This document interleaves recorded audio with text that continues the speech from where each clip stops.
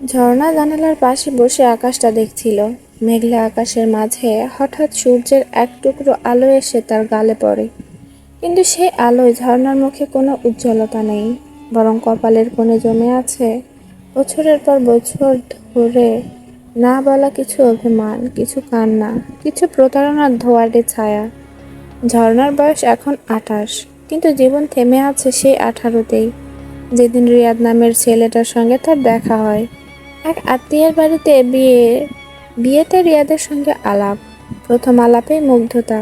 রিয়াদ ছিল ভদ্র, নরম স্বভাবের। কথা বলাই ছিল এক ধরনের সম্মোহন।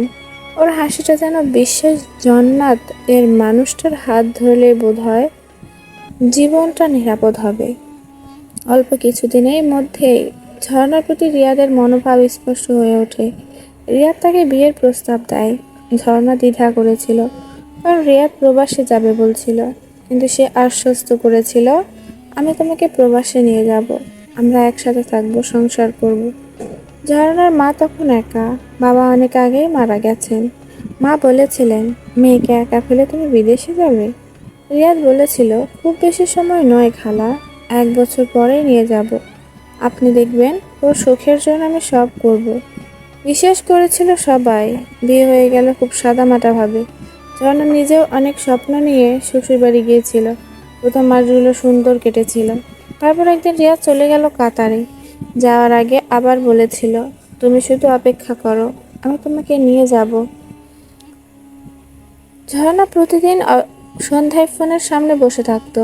রিয়াদ ফোন করলে মনটা জোড়া লাগতো। বলতো, আর কিছুদিন, কাজের ভিসা বদলাচ্ছে, তারপরে তোমাকে আনবো। মাস গেল, বছর গেল, 2 বছর পার হয়ে গেল। ঝর্ণা যখন বলল, সবাই প্রশ্ন করে তুমি এখনো এখানে কেন, রিয়াদ হেসে বলেছিল, তোকে তো কত কিছুই বলে, তুমি শুধু আমার কথা শোনো।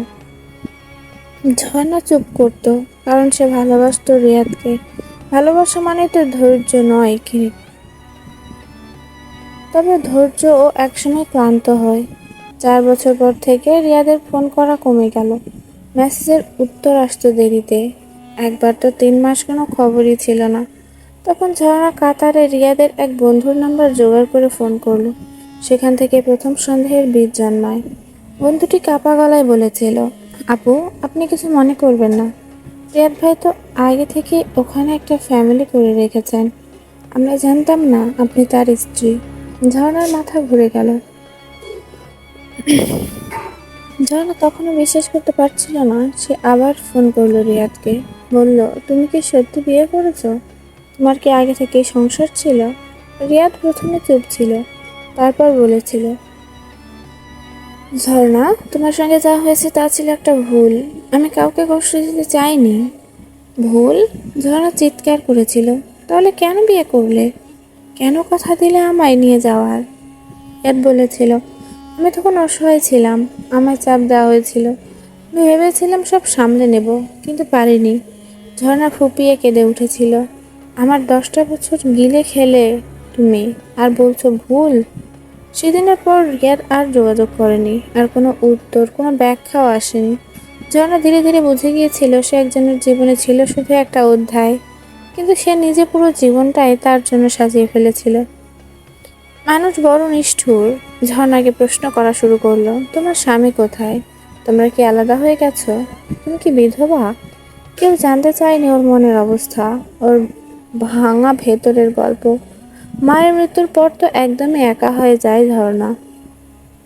নিজে নিজে লড়াই করতে শিখে যায়। একটা স্কুলে চাকরি নেয়, বাচ্চাদের পড়ায়, জীবনকে নতুন করে সাজানোর চেষ্টা করে।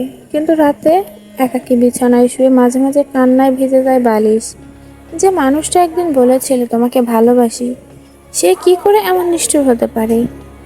হঠাৎ একদিন, 10 বছর পর, একদিন একটা মেসেজ আসে ফেসবুকে, রিয়াদের, তুমি কেমন আছো? জানা অবাক হয়নি। তার হৃদয় তখন আর আগের মতো নরম নেই। সে শুধু উত্তর দিল, ভালো আছি। তোমার প্রতারণা আমাকে মানুষ করে দিয়েছে। রিয়াদ লিখেছিল, তোমার প্রতি অন্যায় করেছি, ক্ষমা চাওয়ার ভাষা নেই। বিশ্বাস করো, মাঝে মাঝে তোমার কথা খুব মনে পড়ে। ঝর্ণা এবার হেসেছিল, কান্না নয়, সত্যিকারের এক মুক্তির হাসি। সে লিখেছিল, তুমি আমার জীবনের একটা অধ্যায় ছিলে, কিন্তু আমি এখন নিজের বইটা নিজেই লিখছি। তুমি তোমার জীবনে সুখী থেকো, কিন্তু আমার জীবনের পাতা আর তোমার জন্য খোলা নেই। ঝর্ণা জানে ভালোবাসা মানে শুধু জয় নয়, কখনো কখনো হাঁটতে হাঁটতে নিজেকে ফিরে পাওয়ার গল্প। রিয়াদ তাকে একা করে দিয়েছিল, কিন্তু সেই একাকিত্বই আজ তাকে শক্ত করেছে।